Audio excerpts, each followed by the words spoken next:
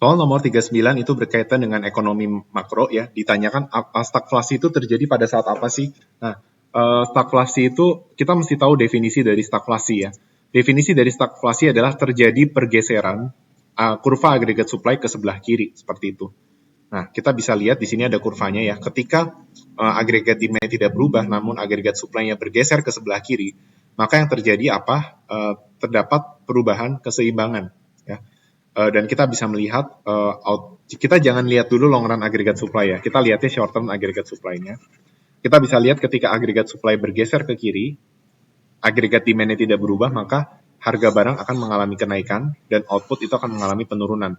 Ya, sehingga sebenarnya definisi dari stagflasi adalah ketika terjadi kenaikan harga barang disertai dengan penurunan output. Nah, penurunan output itu berarti adanya pengangguran yang tinggi atau kenaikan pengangguran seperti itu.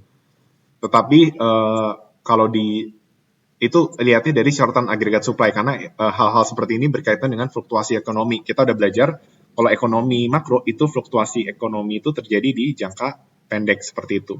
Nah, bedakan stagflasi dengan resesi ya. Resesi itu adalah ketika output dan harga itu ketika output turun, harga juga turun. Ya, kalau stagflasi harga naik, output turun. Kalau resesi, output dan harga keduanya menurun. Kenapa? Karena kalau resesi itu dipicu oleh penurunan agregat demand. Jadi ini adalah agregat supply, ini agregat demand mula-mula misalnya. Nah, berarti kan ini adalah kuantitinya, ini harganya, keseimbangan mula-mula. Nah, apa yang terjadi jika agregat demand itu turun ke sini? Ya, maka yang terjadi adalah keseimbangannya berubah.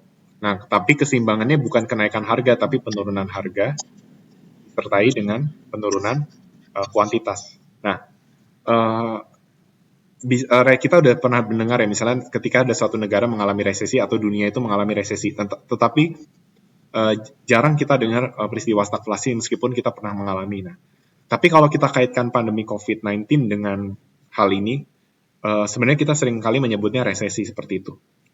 Ya, kita sering menyebutnya resesi. Nah, tetapi kita juga mesti jeli ya, apakah ini beneran resesi atau stagflasi? Karena dua-duanya sama-sama penurunan itu output. Penurunan outputnya terjadi atau pengangguran itu meningkat. Ya. Tapi kita bisa lihat dari level harga. Ya. Kalau kita lihat misalnya dengan COVID-19 harga barang misalnya jadi naik kecenderungannya, berarti dia stagflasi. Tapi kalau harga barang jadi turun, itu resesi seperti itu. Nah, dan itu berkaitan sama daya beli kan. Kalau harga turun itu dipengaruhi oleh daya beli.